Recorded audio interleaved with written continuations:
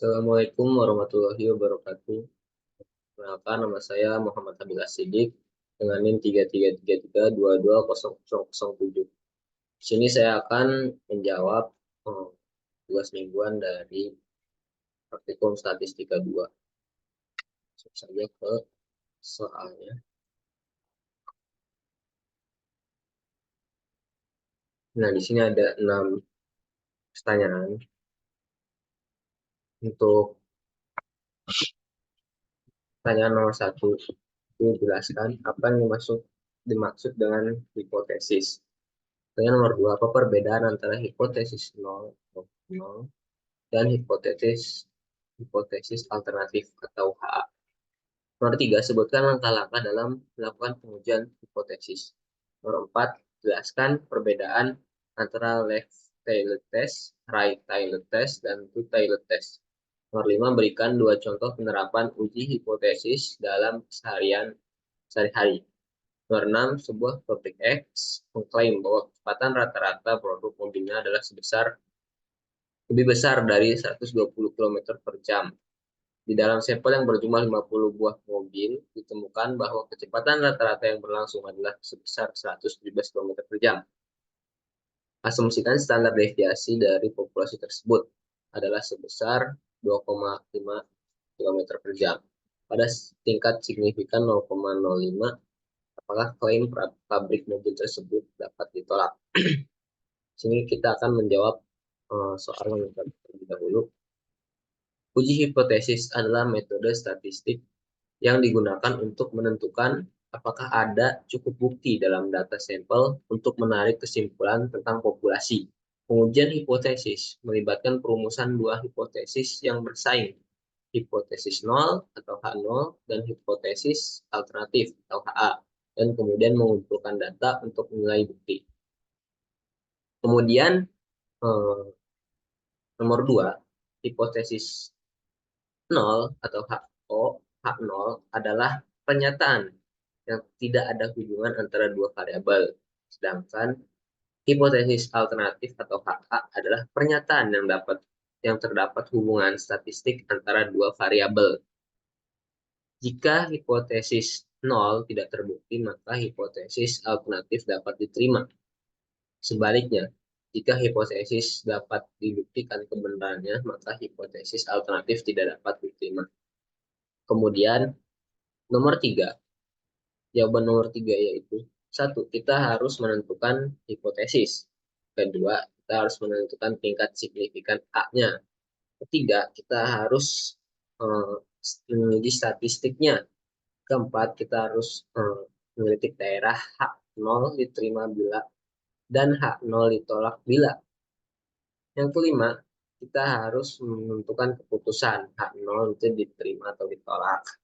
Untuk menolak atau menerima hipotesis dapat menggunakan metode yang membandingkan nilai P atau P-value dengan nilai A.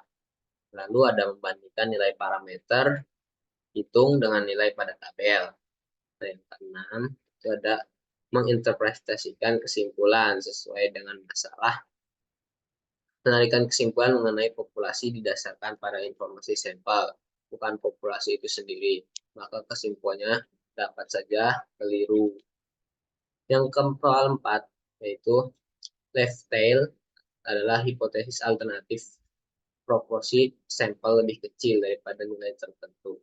Right tail test itu hipotesis alternatif, proporsi sampel lebih besar daripada nilai tertentu. Sedangkan two tail test itu hipotesis alternatif, proporsi sampel sama dengan daripada nilai tertentu.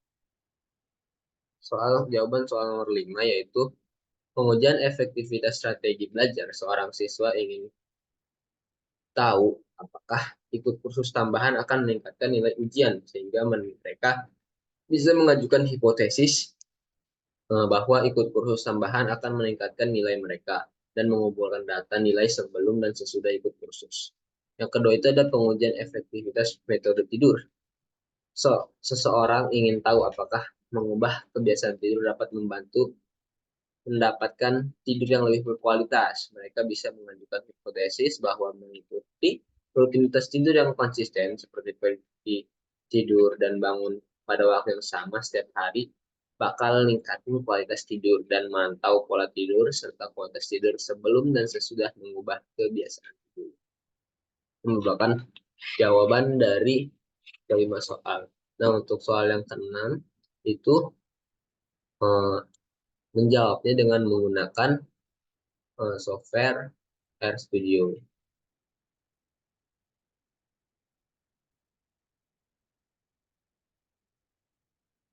Nah, jadi di sini untuk soal 6, pertama kita menentukan komponen-komponen dari soal.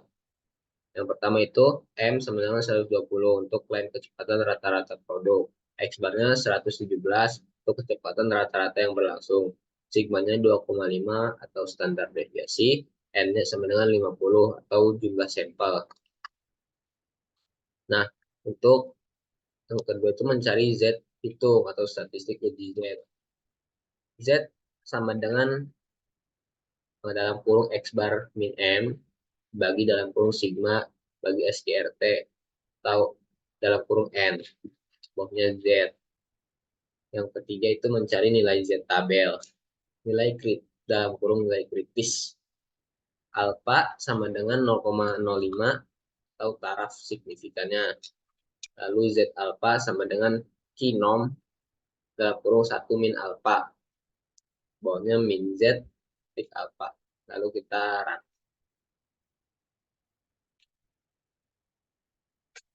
Nah, untuk hasilnya, Z-nya itu mendapatkan hasil min 8,485,281 dan min Z alfanya itu mendapatkan hasil min 1,644,854.